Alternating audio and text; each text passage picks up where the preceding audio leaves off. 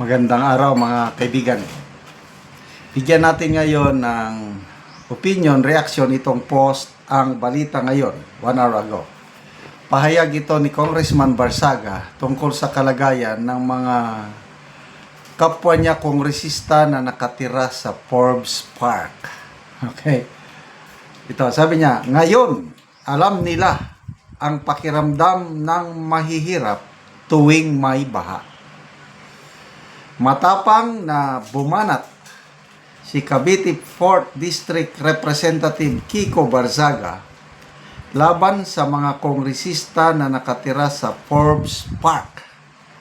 Matapos umanong mag-alala ang ilan sa kanila na baka mawalan ng tirahan dahil sa lumalalang pangamba sa malawakang protesta dulot ng mga revelasyon sa flood control corruption.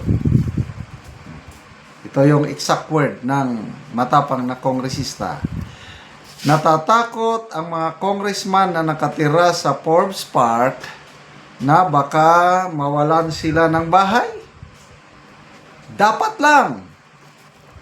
Ngayon, alam na nila ang nararamdaman ng mga mahirap tuwing may baha. Okay. Itong mga kongresistang ito, baka minsan sa buhay nila, hindi pa sila nakasubok lumusong sa tubig baha. So ngayon, nagbabanta ang panganib sa kanila kasi ngayon, September 13 yan, malawakang protesta.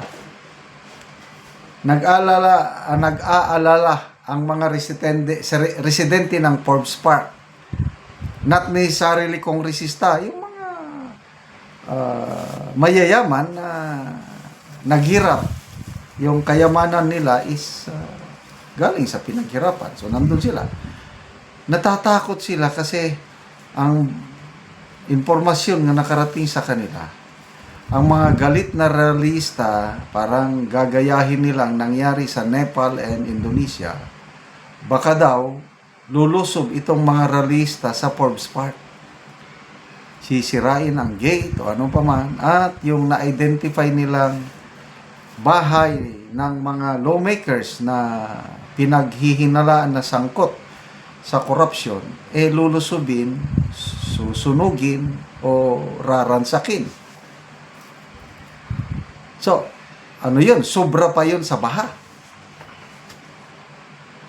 So, ulitin ko dahil mayaman sila, hindi nila alam kung gaano kahirap mabahaan.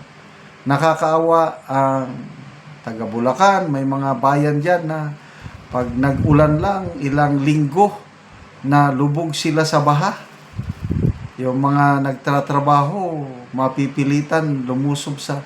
Ako naranasan ko yung baha. Habang lumalaki ako sa bayan namin sa Bangar, La Union, malapit kami sa malaking Amburayan River.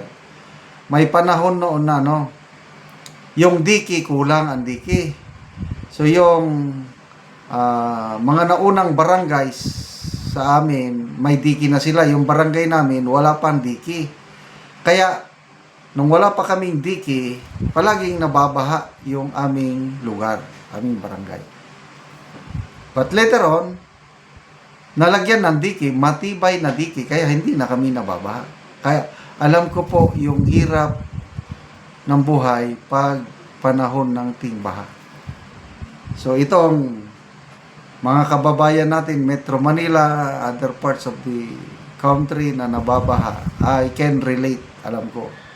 Eh mga kongresista natin, walang pakialam yan. Ang kanila lang, Fuera de los Benos hindi naman lahat. Yung mga may ginagawa lang katiwalian, ghost, project, or haka-haka, drawing. Wala silang pakialam sa hirap ng taong bayan mabaha kasi nga nakatira sila sa mga subdivision. Ito, kagaya nito, Forbes Park. So, salamat po, Congressman Barzaga. Nagiging boses ka na ng mga nasa laylayan. Dapat lang para maramdaman nila yung hirap ng taong bayan. Magbasa lang ako sa mga comments. Sandali, wala ano. Ito, mga comments. City Jingjing, grabe. Galing ng batang to. Mabuhay po kayo, Congressman Kiko Braganza. Rose DM, salute to you, sir. Refined and dignified. Maintain your dignity. You're making a difference. Okay. Larry Padilla, mga buhaya ata doon. Rosaline Sode, go Congressman Barsaga. Michael Tor, bigyan sila ng protection, baka masira yung gate nila. Yung mga binaha, bigyan din ng ayuda.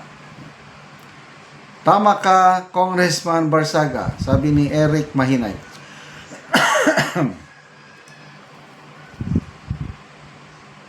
Parang dapat lusubin, Esther Ramirez.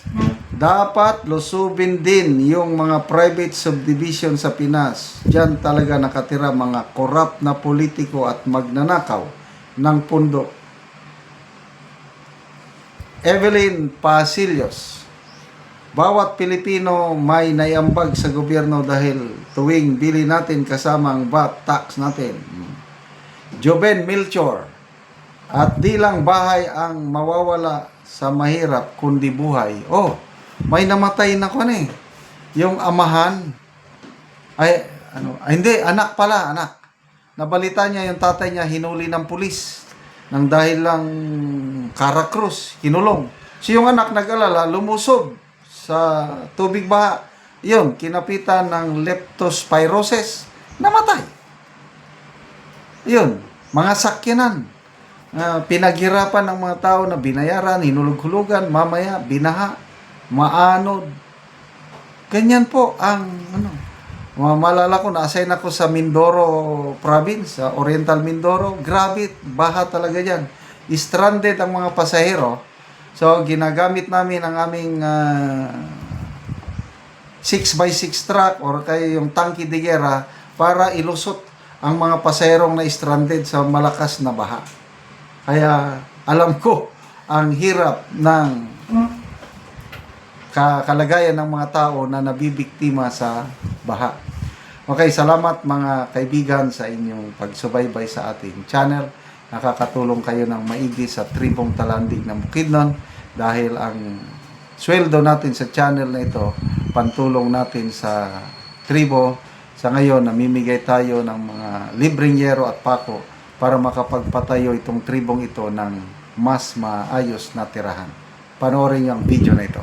Si tatay ang natagaan ng mga ugyero. Ginoo sa iponsod sa nagkuan kaluoy sa among mga pobre. Salamat siya sa nag-sponsor ani nga dunay naluoy daw sa ilang tatay nga ba sila mga pobre.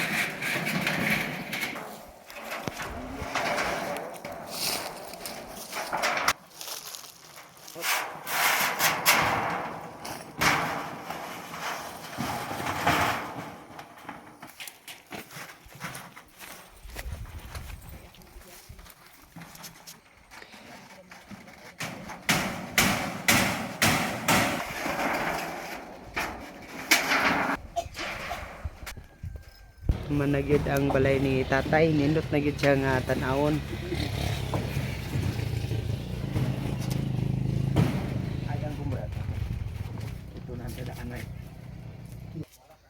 Salamat ako Ginoo gayud ta nagpangaon isa. Pasalamat ko sa Ginoo kay nahuman na gayud ang among balayn ato pa na og labaw pa sa akong pagpasalamat usab kanang nagtabang sa tanan dinhi sa amo Dapit sa upper, kalapat, tabangan, pag-atop. Oo. Dako gid namo nga pasalamat. Salamat ka, ante. Salamat kayo, sir. Oo. Yan, mangkon.